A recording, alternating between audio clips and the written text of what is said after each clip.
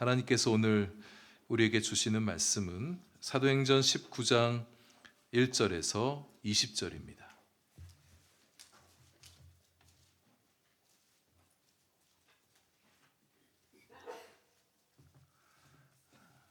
사도행전 19장 1절에서 20절까지의 말씀, 우리 말씀 봉독은 8절부터 20절까지 하겠습니다. 저와 여러분 한 절씩 교독하시고 마지막 절 합독합니다. 바울이 회당에 들어가 석 달 동안 담대히 하나님 나라에 관하여 강론하며 권면하되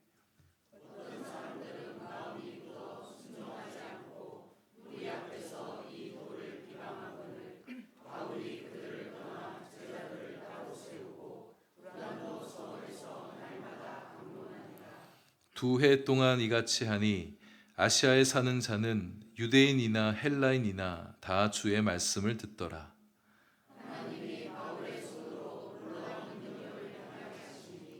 심지어 사람들이 바울의 몸에서 손수건이나 앞치마를 가져다가 병든 사람에게 얹으면 그 병이 떠나고 악귀도 나가더라.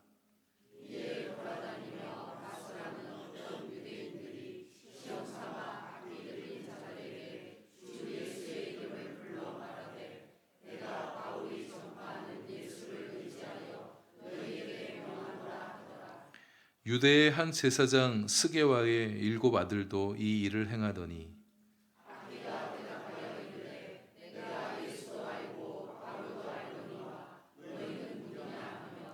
악귀 들린 사람이 그들에게 뛰어올라 눌러 이기니 그들이 상하여 벗은 몸으로 그 집에서 도망하는지라.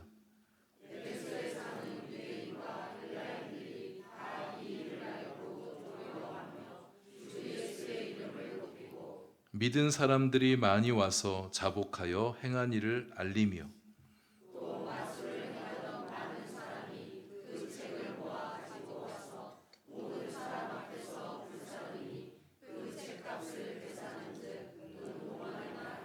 함께합니다. 이와 같이 주의 말씀이 힘이 있어 흥왕하여 세력을 얻으니라. 아멘. 기도하시겠습니다. 하나님, 이제 주님 말씀 듣습니다. 성령 하나님, 우리로 말씀을 듣지 못하게 방해하는 어둠의 세력은 막아주시고 말씀에 집중하여 경청할 수 있도록 도와주옵소서. 말씀 통하여 삶을 힘있게 살아갈 격려와 용기를 얻는 저희들 되게 해 주옵소서. 예수님 이름으로 기도합니다. 아멘. 사도 바울, 복음의 뜨거운 열정을 가지고 세계 곳곳에 돌아다니면서 전도하고 교회를 세웠던 참 멋진 그리스도인이죠.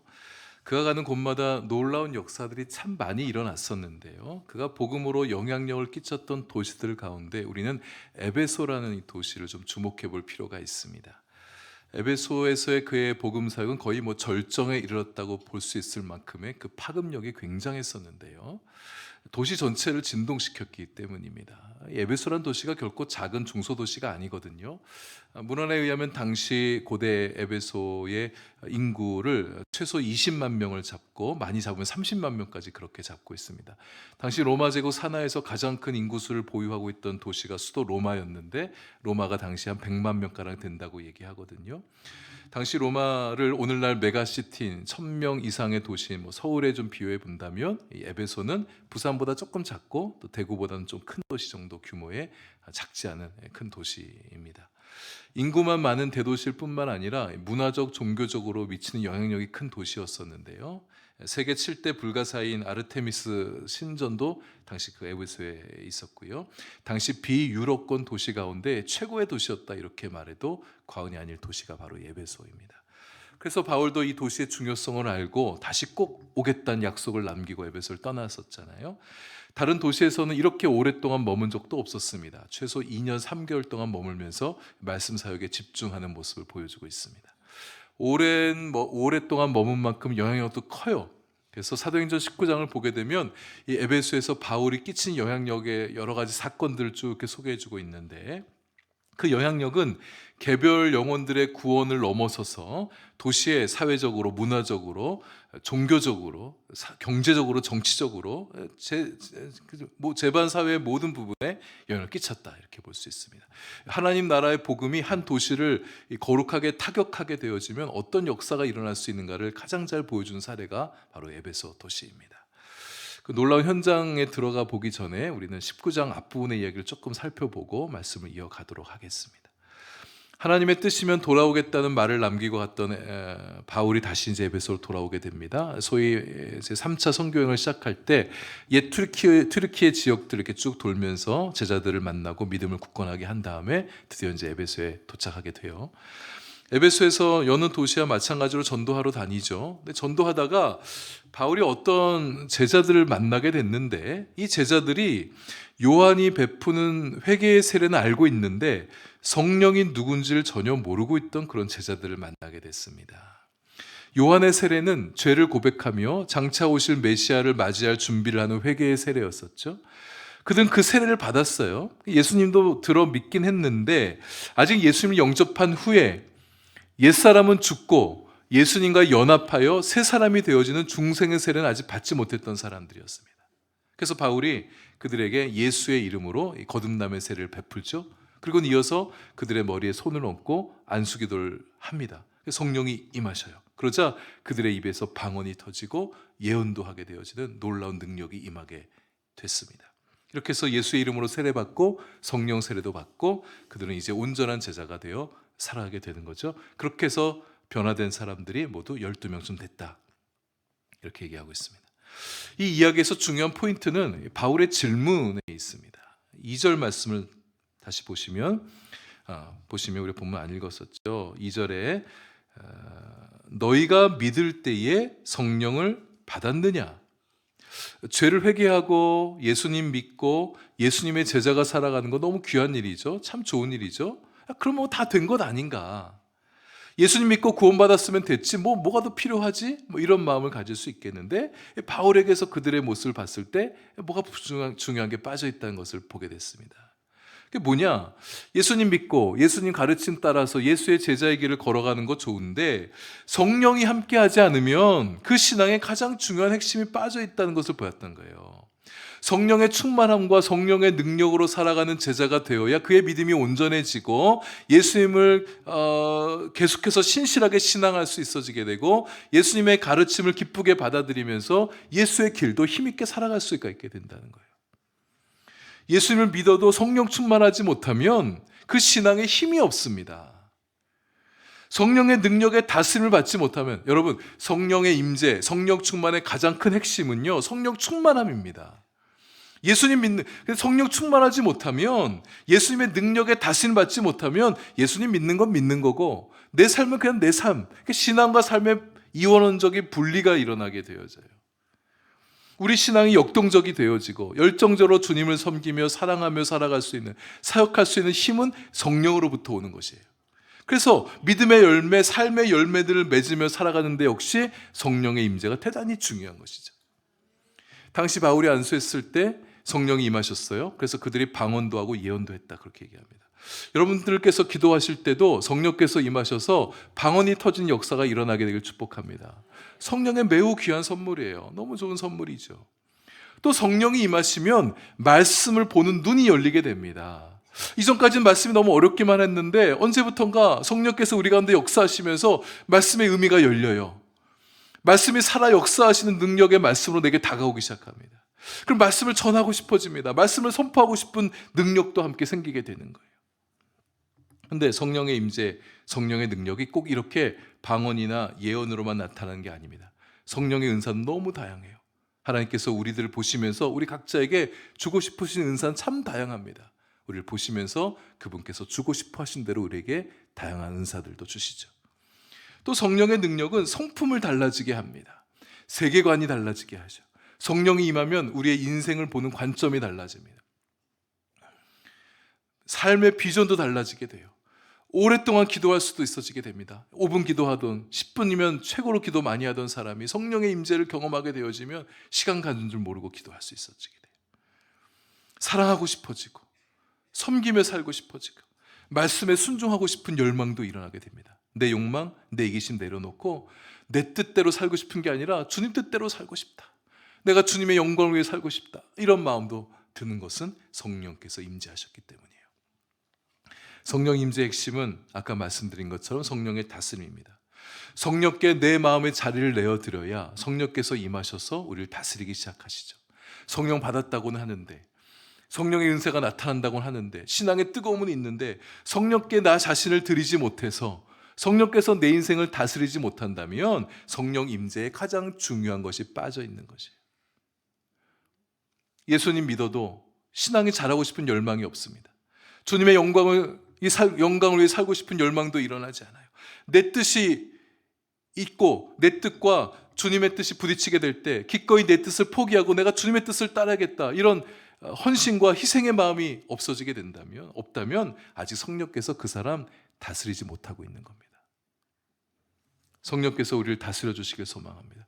성령께서 우리 가운데 강력하게 임하서 우리 자신의 삶을 주님께 내어드리고 성령께서 다스리십시오. 그렇게 우리 자신을 내어드릴 수 있는 우리가 될 수 있기를 바랍니다. 그래서 성령과 함께 살아가면서 성령의 음성을 들으며 살아가고 내 믿음 더욱 깊어지고 사랑하며 살고 싶어지고 섬기며 살고 싶어지고 나를 위해 살기보다는 주님을 위해 살고 싶습니다. 이런 고백들이 우리 입술에서도 나올 수 있게 되길 바랍니다. 이게 성령의 다스림 받으며 살아가는 인생인 거예요. 12명에게 성령 세례를 베푼 후에 이제 바울이 에베소 사역이 본격적으로 시작되어지는데요. 회당에 들어가죠. 회당에서 석 달 동안 하나님 말씀을 집중하여 강론하고 권면하게 됩니다. 여러분, 한 회당에서 이렇게 집중해서 말씀 집회를 열게 된 건데, 이렇게 3개월 동안 말씀을 계속해서 꾸준히 듣게 되어지면 그 말씀을 듣는 사람 안에 어떤 변화가 일어날까요? 복음을 들을 때 마음이 금세 열린 사람들도 있었습니다. 준비된 영혼들이죠. 여러분, 우리가 누군가를 만나서 복음을 전할 때 이렇게 준비된 영혼들을 만나게 될 수 있습니다. 예수님 얘기를 시작하자마자 그의 마음이 쑥 우리한테 다가오는 것을 느낄 수가 있어요. 복음을 전할 때, 예수님 얘기를 들려드릴 때 눈 번쩍거리면서 더 듣고 싶어하는 사람을 만나게 되기도 하죠. 마음이 더 열려서 복음을 받아들이는 사람이 있습니다. 우리가 다가오는 새해에는 좀 영혼 구원에 우리의 마음을 조금 더 기울일 수 있으면 좋겠습니다. 지난주 오후 예배 때 사역 설명회 하면서 우리가 내년에는 좀 최소한 1명 이상에게 복음을 전하자, 예수님 좀 얘기하자, 이제 그런 말씀을 드렸었습니다.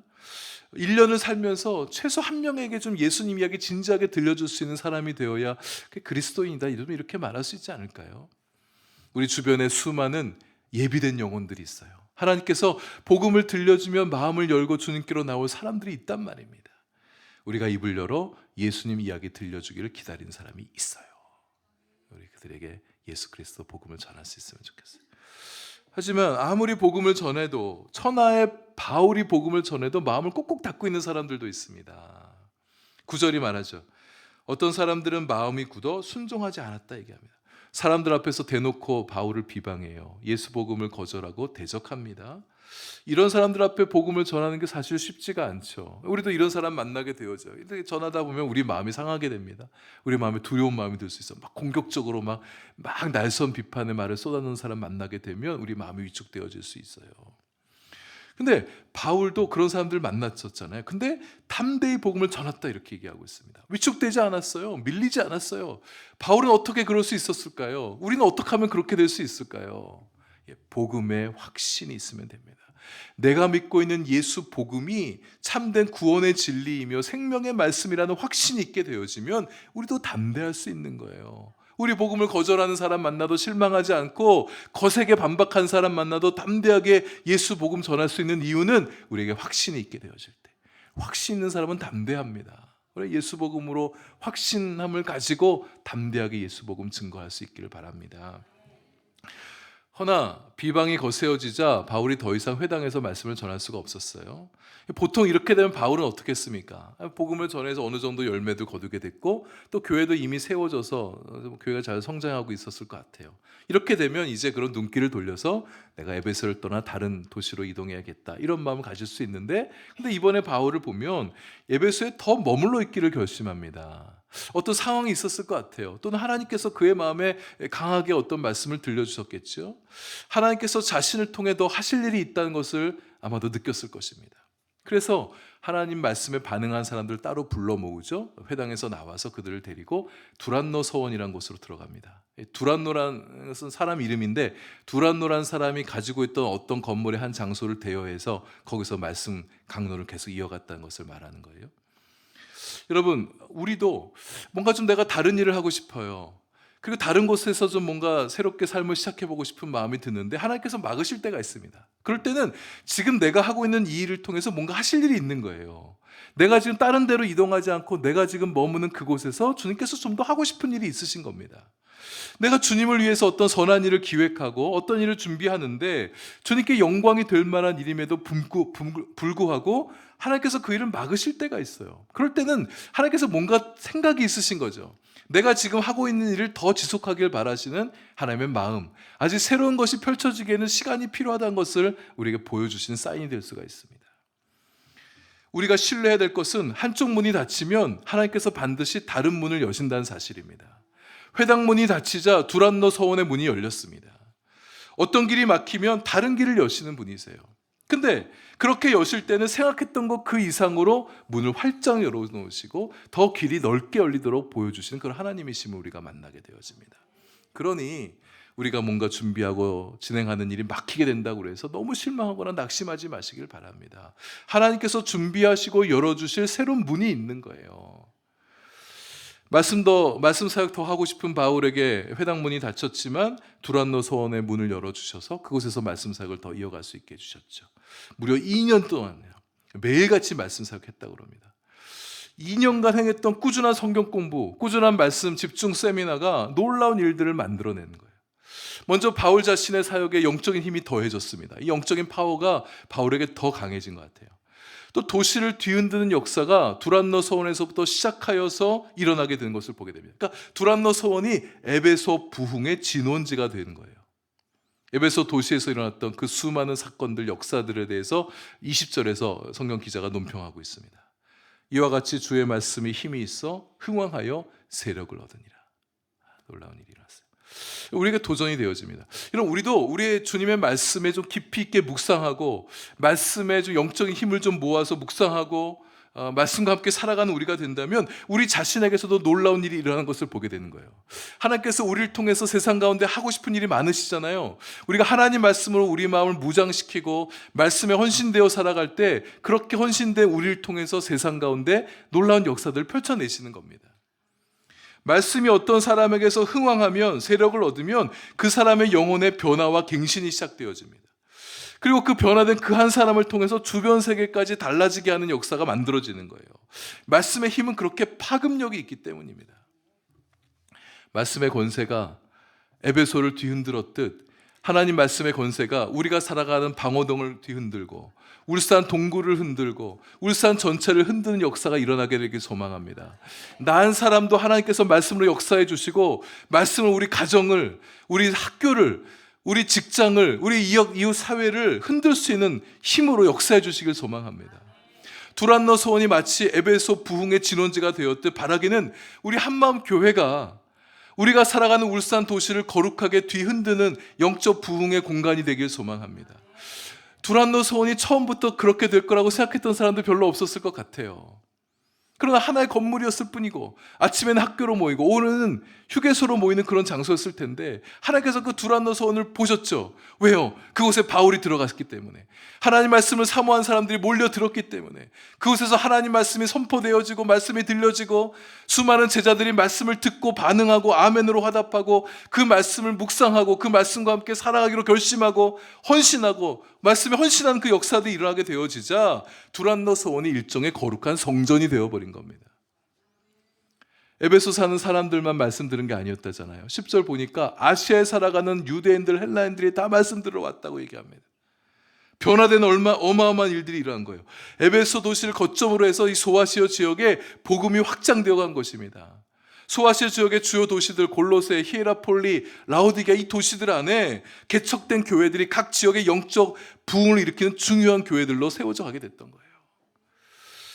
바울이 두란노 서원에서 강론한 지 약 40년이 지난 후에 당시 황제였던 트라이안에게 어떤 서신이 도착했습니다. 그 편지에 어떤 글이 담겨져 있었냐면 바울이란 사람이 일으킨 이 종교의 바람이 주요 도시들에서뿐만 아니라 시골과 마을 곳곳까지 휩쓸고 있습니다. 이런 보고가 올라오게 되어져요. 바울 사도가 에베소를 중심으로 일으킨 복음의 역사가 40년 뒤에는 태풍과 같은 바람이 되어서 이 소아시아 지역을 흔들어 놓았던 것이죠. 한마음 교회에도 목회자들이 있습니다. 바울에게는 훨씬 못 미치는 자들이지만 말씀이 흥왕하여 세력을 얻게 되어질 때 놀라운 역사가 일어난다는 사실을 굳게 믿는 목회자들이에요. 또 하나님 말씀을 사랑하는 주님의 제자들이 이렇게나 많이 있습니다. 우리가 함께 말씀을 배우고 제자반에서 말씀 배우고 큐티하면서 말씀 읽어가고 묵상하고 1:1 양육반에서 말씀을 가르치고 말씀을 배워가면서 말씀 중심으로 살아가는 성도들의 교회로 우리가 단단히 세워져 갈 때 우리 교회도 두란노 서원에 준하는 그런 영적 부흥의 공간이 되어질 수 있는 거예요. 방어동뿐만 아니라 화정동, 일산동, 전화동 주님 말씀 듣기 위한 사람들이 이 곳에 몰려오게 될 것입니다. 하나님 말씀이 선포되어진 곳이라면 사람들은 말씀을 듣고 싶어서 오게 될 거예요. 말씀에 기갈한 영혼들이, 동구에 살아가고 있는 말씀에 갈급한 사람들이 이곳에 말씀이 선포되어지고 있다. 말씀 듣고 싶어서 오게 되어질 거예요. 진정한 예수 제자들의 공동체, 말씀의 공동체를 찾는 사람들이 드디어 여기서 만났다고, 내가 찾던 교회가 바로 이곳에 있었다고 우리 한마음교회를 바라보면서 그렇게 외치게 되어질 거예요.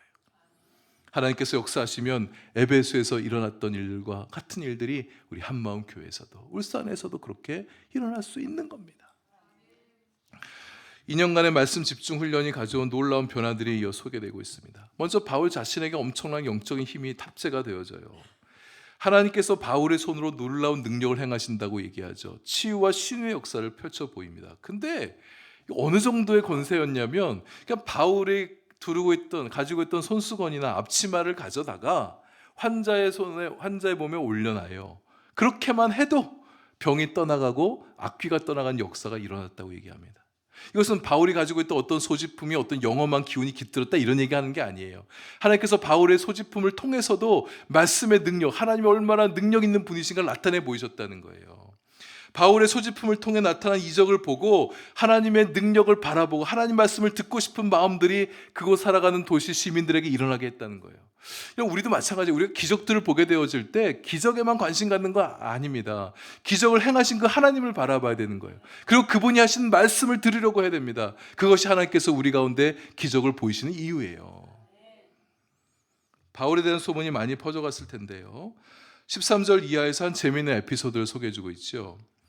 에베소에 거주하는 유대인들 가운데 마술을 행하는 마술사들이 좀 있었습니다. 근데 이들이 이렇게 딱 보니까 엑소시스트, 테마사이기도 한 것 같습니다.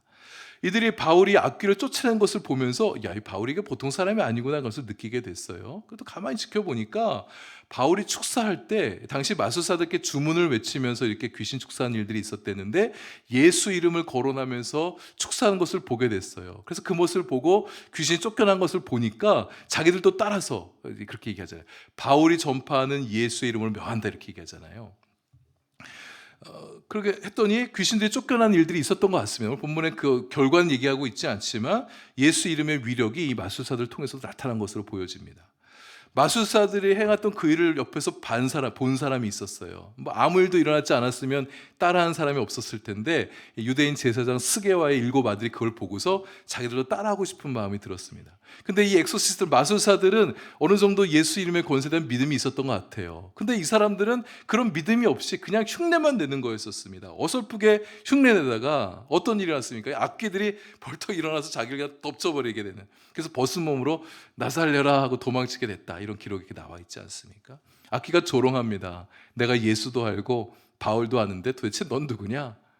이런 무시를 당하는, 믿음으로 살아야 역사가 나타나는데 믿음 없이 행하게 되면 이런 무시당하는 꼴도 당하는 거예요. 하나님 말씀의 사람 바울을 통해서 놀라운 역사를 나타내게 되어집니다. 아까 말씀드린 것처럼 에베소에 사는 유대인뿐만 아니라 많은 사람들이 오게 됐고 17절 18절 보시면 사람들이 예수의 이름을 높이고 많은 사람들이 와서 자복하여 행한 일을 알렸다 얘기합니다. 죄를 자복했대요. 말씀 역사의 가장 중요한 역사는 회개의 역사거든요. 이들이 회개 역사가 일어났어요. 자신의 삶을 다 청산하고 예수 그리스도 안에서 새롭게 살겠다는 결심의 고백들이 에베소 도시 안에 일어나게 됐다는 거예요. 그 가운데 마술을 행하던 사람들의 회심이 놀랍습니다. 19절 보시면 마술 행하던 사람들이 자기들이 참고했던 의지했던 책들을 다 가지고 와요. 그러면서 많은 사람들 앞에서 불태우게 됐다 이렇게 얘기합니다. 불살랐다 그러는데 이 단어를 보면은 한 번 일회적인 사건이 아니라 계속해서 불살랐다는 얘기입니다. 그러니까 마술사들이 계속 찾아온 거예요. 자기 책도 들고 오고 또 양이 너무 많아서 한 번에 다 태울 수 없었다 이런 것을 말해주는 겁니다. 에베소에 얼마나 많은 이교적인 문화, 미신적인 문화가 사람들의 마음을 사로잡고 있었는지 모릅니다. 최근 문헌을 보게 되면 당시 사용했던 마술서의 상당량이 현재까지 보존되고 있대요. 런던, 파리 같은 데 수집되어 있다고 얘기하고요. 고대 에베소 출판 표기에 파피루스나 양피지 책들의 상당수가 에베소 출판물 이런 기록이 남아있다고 얘기합니다. 얼마나 마술이 횡행하던 도시였는지를 보여주고 있는 거잖아요.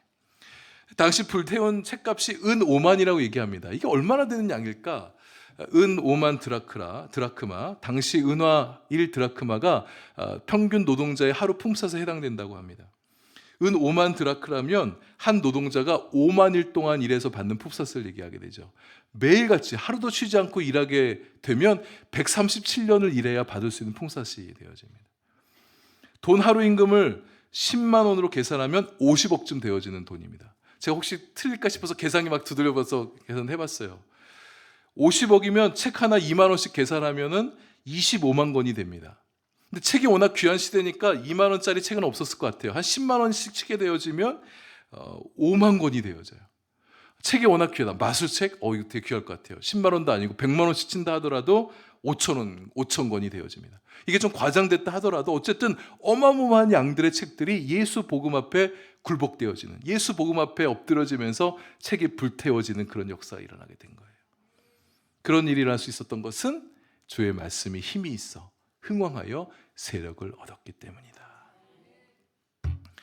우리 시대에 얼마나 많은 반기독교적인 문화들이 횡행하고 있습니까? 이교 문화, 우상숭배 문화가 우리 살아가는 사회 곳곳에 스며들어 있죠. 최첨단 AI 인공지능 시대를 살아가는 이 시대에도 사람들은 미신의 영향을 받습니다. 여전히 이사할 때 손 없는 날 찾는 사람들이 있고, 타로점을 믿고, 왜 그렇게 많은 사람들이 타로점을 즐겨 찾고 믿는지 모르겠어요. 그냥 재미삼아 한다고 얘기하지만 은연중에 믿음이 반응되어지고 있어요. 무당의 점괘를 믿습니다. 반대로 과학기술 자체를 맹신하는, 신격화시킨 사람들이 있어요. 과학이 우상이 되어버린 사람들이죠. 그러니까 오늘날도 주님의 말씀은 여전히 힘이 있습니다. 당시 에베소 교회에 수많은 마술책들을 불살르셨던 그 권능이 오늘날 미신 숭배자들, 믿지 않는 자들을 복음 앞에 그들을 자복시킬 수가 있는 것이 하나님 말씀의 권세입니다.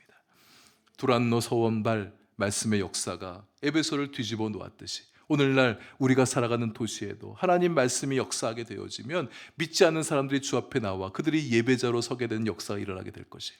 우리가 살아가는 도시의 영적 지형에도 변화가 일어나게 될 것입니다.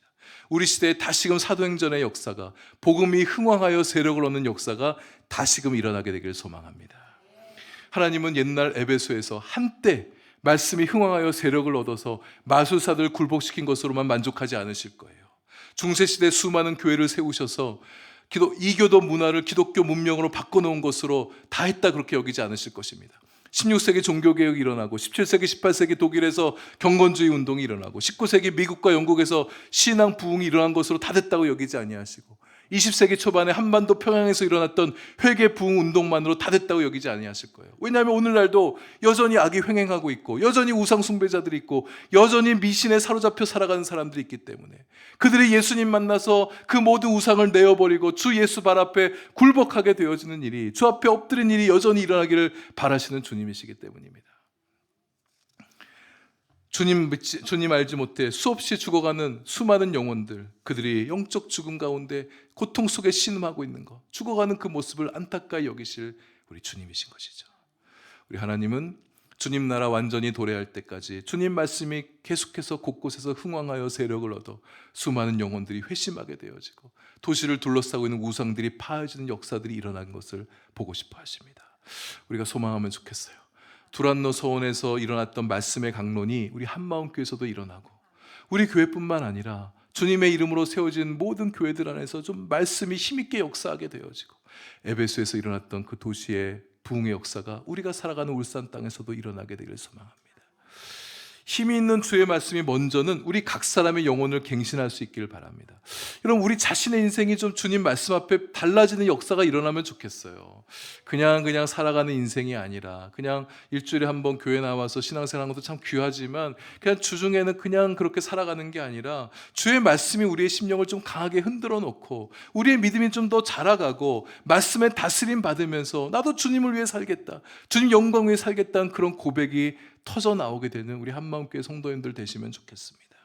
하나님 말씀이 우리에게 들려질 때 한쪽 귀로 왔다가 그냥 한쪽 귀로 흘러나가는 말씀이 되지 말고, 말씀이 우리 존재 깊이 박히고 우리 신앙 안에 깊이 들어오고 성품 안에 들어오고 우리 삶 안에 말씀이 들어와서 우리의 존재를 기경시키고 우리의 삶을 달라지게 할 수 있는 권세의 말씀이 되게 하시면 좋겠어요. 우리가 그것을 사모하고 말씀이 그렇게 역사도 우리 자신을 개방하게 되어질 때 말씀이 우리 안에 오셔서 그런 역사를 만들어내실 것입니다. 여러분, 지난 올해 한 해 성경 읽어가시면서 영적 워밍업이 되셨어요.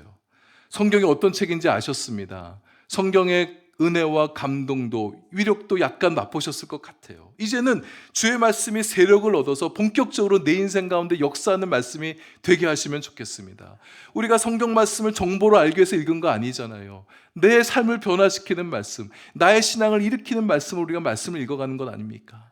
말씀이 제대로 우리 안에 역사하게 되어지면 우리는 달라지지 않을 수가 없어요. 말씀을 통해서 우리는 새로운 삶으로 사라지게 될 것입니다. 주의 말씀이 내 안에서 흥황해 가기 시작할 때 우리는 우리 자신을 보면서 깜짝 놀라게 될 거예요. 하나님께서 내 인생을 들어서 어떻게 역사하시는가를 좀 보게 되는 2025년도가 될 수 있기를 소망합니다. 우리 교회에도 주의 말씀에 힘이 있고 흥황하여 세력 있는 교회가 되어서 말씀이 구석구석에서 우리 각 부서들, 어린이들 부서로부터 선교회, 셀그룹 구석구석 주의 말씀이 흥황하여서 이제까지 본 적 없고 이제까지 들어본 적 없었던 주님의 놀라운 역사들이 우리 교회 안에서 펼쳐지는 것을 보게 되어지는 우리 한마음교회가 될 수 있기를 소망합니다.